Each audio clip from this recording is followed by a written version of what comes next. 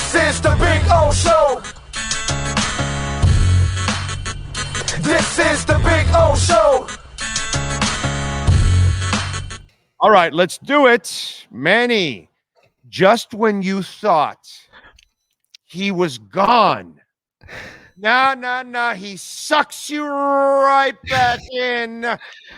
We got Manny Diaz's protege with the Miami Dolphins, baby. That's right. How about that, Chop Robinson? And what do you think about that? Huh? What'd you think? Because I got to tell you, my NFL guys love the hell out of this kid.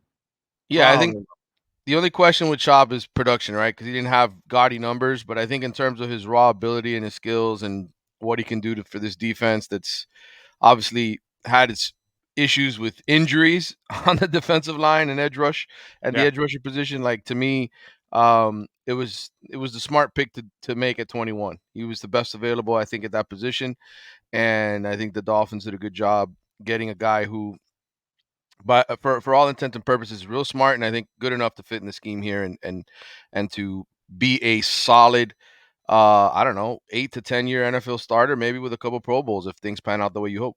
By the way, I was dying to have you on because, I love talking about things and then using different angles to kind of teach people, right? Mm-hmm. And so, you have some questions about Chop Robinson. Okay, fine. Do you question Manny Diaz when he starts talking about defensive ends? No. How no, about not that? at all. When you start thinking about his history, right? Miami and now here Penn State and all that mother effer kind of knows that position. He seems to find people that know how to play that position. And we may not be convinced of him as a head coach or whatever, but there's no denial that he's one hell of a defensive coordinator. And if a Dolphin wants to at least feel a little better about Chop, well, if Manny Diaz is coaching his ass up and he's respected by others, there's a reason there. And so he has a nice track record already at the U with this. This is something that maybe translates a little bit, and maybe Dolphins should kind of maybe look a little bit more big picture at it and say, hey, maybe there is something more to Chop here, because if you add Manny Diaz to the mix and you're objective about it, Manny Diaz, the D coordinator, you got to say, well, wait a minute, hold on. Maybe there's something to this kid. Yeah, I think so. Oh, and you obviously, Jalen Phillips, Greg Rousseau, two guys that were first rounders that came from his system. I mean, Quincy kid? Yep. Yeah, Quincy Roche, who was another solid player for Miami, an NFL guy.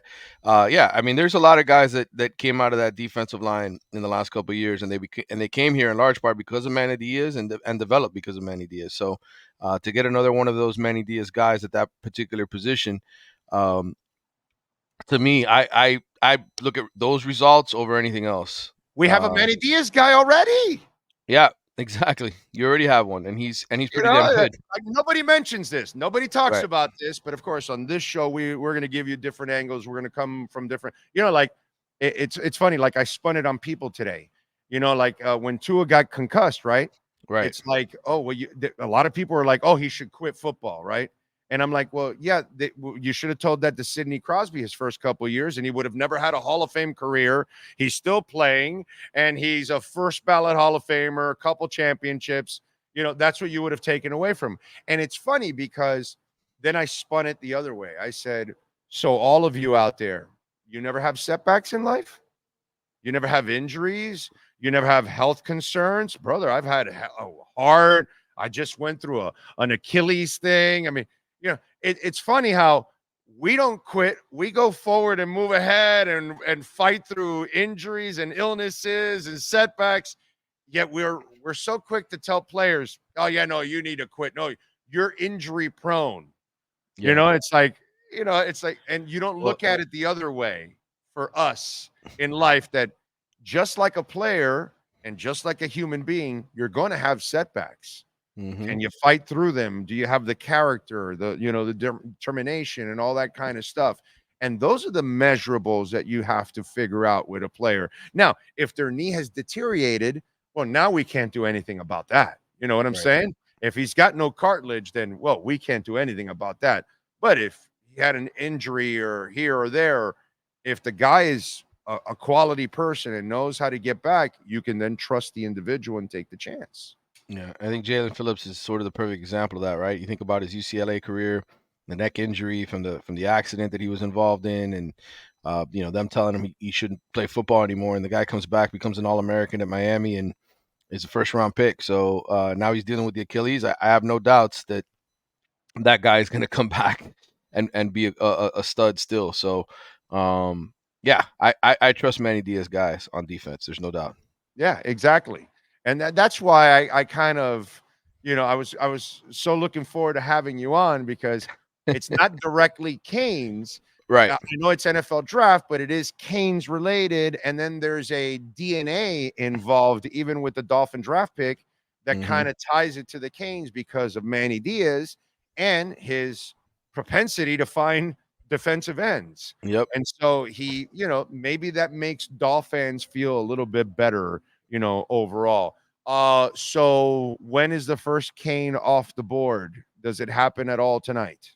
I think it's possible. I was looking at ESPN's best available, Right. and they have Cam Kitchens 80th Yeah. right now. So if you do the math, no, it's not going to happen tonight. He'll be a fourth rounder. I think that's the safe bet. But, look, Cam is a bright guy. I think there's probably, he's probably done a bunch of interviews with different teams. If anybody likes him and wants him in the third, somebody might need a safety, might take him in the third. So I think that's probably the most likely scenario. Dolphins could trade down, get an extra third. Yep. Weaver likes safeties. They need Yep. a third safety. Yeah, those are all possibilities, man. And you know what? I Cam's one of those guys. He's not the fastest, but he kind of fits what they would do. yeah, he really Because does. you use Holland as your center Mm-hmm. and you bring him closer to the line. Right. And so now he's covering not receivers, but he might be covering a tight end or a back, or he's rushing or helping you on the run and those kind of things. And I think then he becomes much more effective if he's playing strong or closer to the line. That he's like a half linebacker, half safety like. Yeah, absolutely. Right.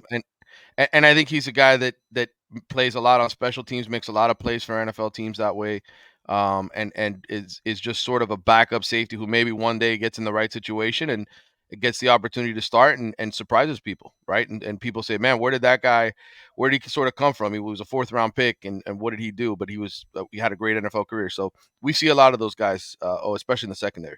Yeah, and again, Cam is a guy that we like him a lot. We saw him a lot, right?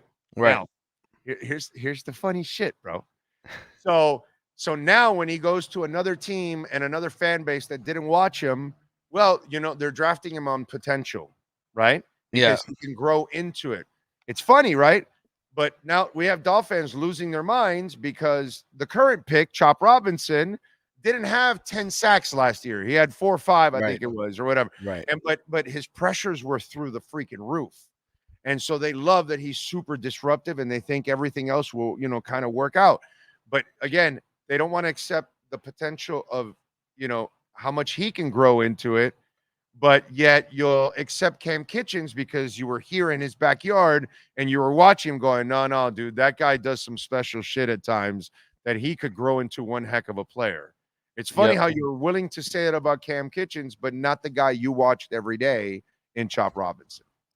Oh, that again goes back to my opinion of Miami fans in general. They live in their own bubble. They don't sit there and really study the rest of the college football world. And that's why I like working at The Athletic, because I feel like I get that perspective working with people all around the country that follow sports the same way I do. And, I just think that's the issue we have here. We live in our bubble down here in South Florida. We don't really pay attention to anything else. Yeah, no, I'm with you there, man. Anything else on the recruiting front? Well, I mean, this is a big weekend for the transfer portal. They got a lot of guys down here, over the next few days, even the beginning of next week, that they're sort of chasing. They've had a couple guys leave. They need a defensive lineman after losing Jared Harrison Hunt. I think they need another experienced guy. They've got a couple guys from Michigan State coming in. Derek Harmon and Simeon Barrow Jr. are two guys that'll be, visiting early next week. There's an edge rusher from Tennessee, Tyler Barron, a guy who had a few sacks last year, I think 6 sacks.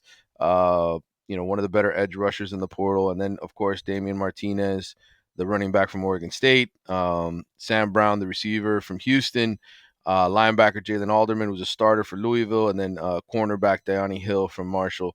Those are all the guys that are sort of visiting here in the beginning today and the rest of the weekend.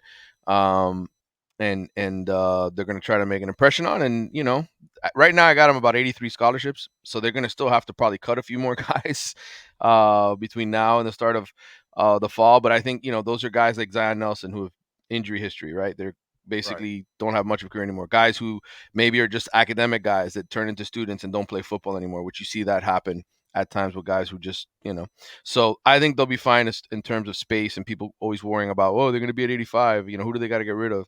I think they'll probably add 4 to 5 guys and cut maybe 2 or 3 more, and they'll be at the 85, and they'll have their team for the fall. Damian Martinez is the big pickup because they need a true number 1 running back with Mark Fletcher sort of dealing with the foot. So if they get him, I like where their squad is. I just don't think there's a lot of great DBs available. So this Diani Hill guy played in the system already for Lance Guidry and for Chevis Jackson at Marshall, and he was a 9-game starter last year. Yes, he's not a elite number 1 cornerback, but if he's your number 3 guy and you can count on him, then that's a good pickup.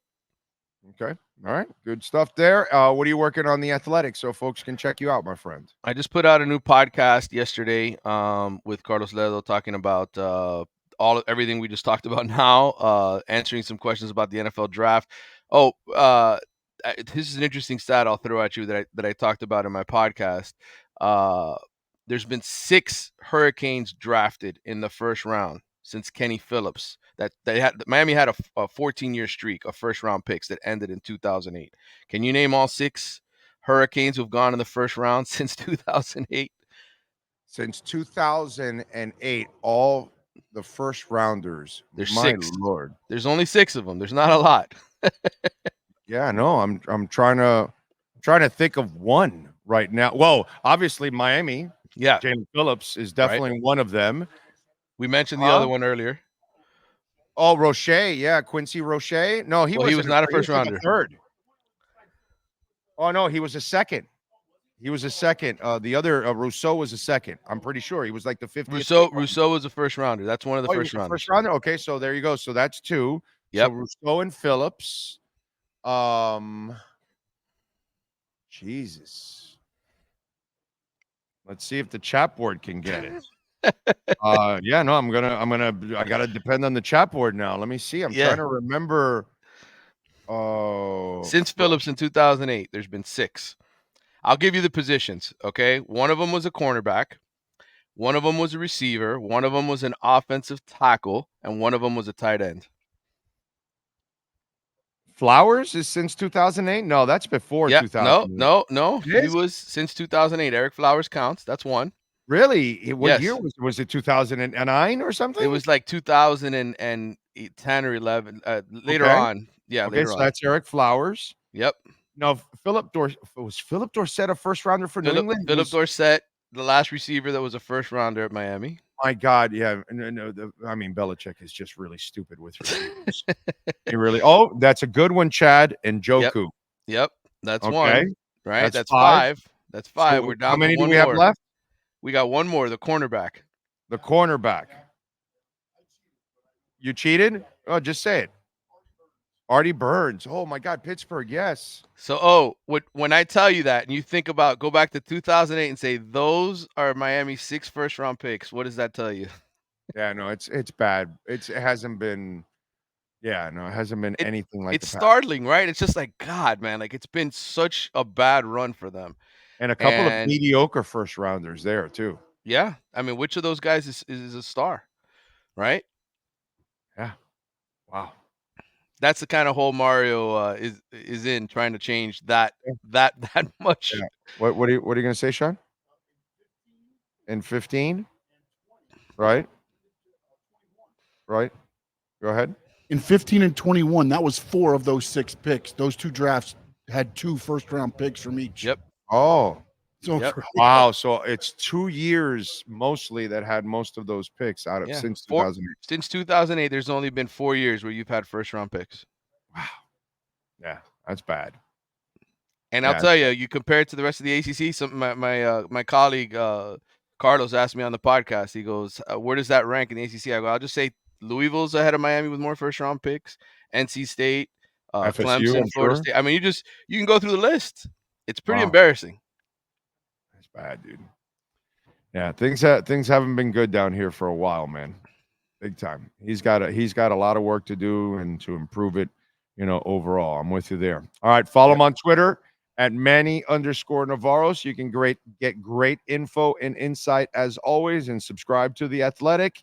Manny, have a great weekend, my friend. We'll catch up on Tuesday. You too, brother. I'll see you. Thank you, sir. There you go. I am so glad we had him on. By the way, remember Caneswear, use our code BIGO10. You will get 10% off. If you go online and you order over $99, you will get free shipping. And you can use our code BIGO10 to get 10% off. So that's a double whammy. If you go in personally and you go see them there at 2566 South University Drive in Davie, right next to La Spada, well, then you can use our code BIGO10 so you can get 10% off at caneswear.com.